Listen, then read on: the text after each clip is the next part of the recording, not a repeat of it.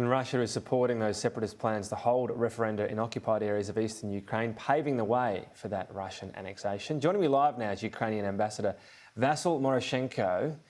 Let's begin on this these so-called referenda. Is it a sign of what Russia will demand in a peace deal in terms of territory?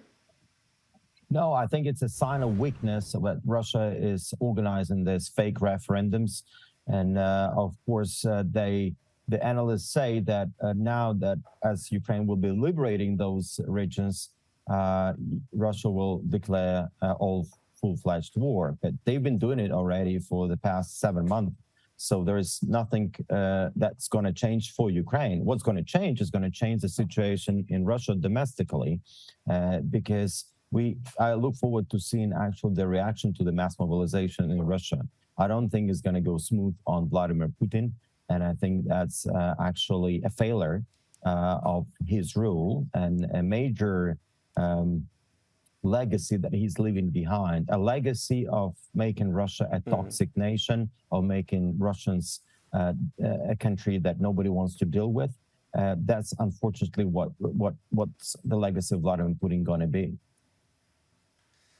So full-scale war has been happening, but not full-scale mobilisation. That appears to be an option for Vladimir Putin. He didn't actually turn up at a TV address that was supposed to happen today, but that must be some concern for Ukraine. If many more troops and resources are thrown at this, that does ratchet up pressure on Ukraine to be able to hold on, essentially. Look, we've had 200,000 Russian troops already in Ukraine. We've killed wounded over 80,000 of those. Russians used 3,500 ballistic missiles against us, and God knows how many artillery shells. So I don't think it's going to get any worse for Ukraine. What is happening right now? Ukraine is liberating eastern regions of Ukraine, and we will carry on doing so by liberating Zaporizhia and Kherson and Donetsk and Luhansk and Crimea eventually, because 90% of the Ukrainian people believe we will win this war. And it's important for our allies and friends to continue sending weapons and ammunition so that we can restore the Ukraine's sovereignty.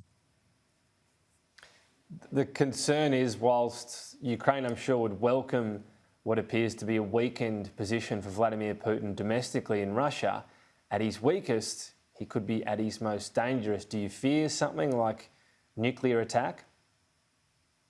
There is always a risk for escalation, and escalation can be horizontal. Escalation could be vertical. Horizontal can go up, and Russia may decide to invade another country. Vertical, they can use different weapons. There is always a risk. However, we believe he will not use nuclear weapons because their response will be very strong from the allies. And I think that will be the end of Putin. It's actually already the end of Putin. I mean, he's already lost the war when he started it back 7 months ago.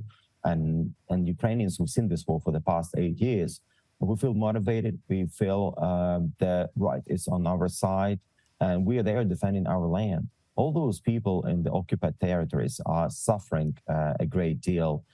We've discovered torture rooms in Izum and Kupiansk, we've just recently liberated. I'm sure there are many people which are tortured in Zaporizhia and Kherson, Donetsk and Luhansk under the Russian occupation. So it's important for us to free them as soon as possible. If Putin would go down the nuclear path, what would you expect the response to be, in particular from NATO and the US? It's better to ask NATO and the US on that response. Right, but you must have an expectation. Look, we have an expectation that our allies will be supporting us conventionally to a much greater extent by providing long-range missiles, by providing tanks, and by providing jets. I think that's what's going to happen. So not tit-for-tat nuclear, that wouldn't be a good path to go down. Well, tit-for-tat is the end of the world. So on help, I know that you've asked Australia for more Bushmasters. What's the response been from the Australian government? I understand the Australian government will consider providing more assistance to Ukraine. But I've seen the remarks of the Minister of Defense, Richard Marles, the other day on Sunday, when he said that the government is looking into an opportunity to provide more assistance for Ukraine. And I'm extremely thankful for that.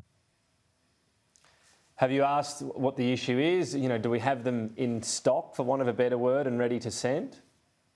Oh, there are Bushmasters available, and but any assistance for Ukraine requires a cabinet meeting. And due to the death of a monarch, it's the meetings of the cabinet have been delayed, and there has to be the vote on that among all the ministers. So I mean, there is a procedure for that, but I have information that it's being really looked into. Right. So your understanding is we have Bushmasters, they're available. If cabinet approves it, there'll be more on the way.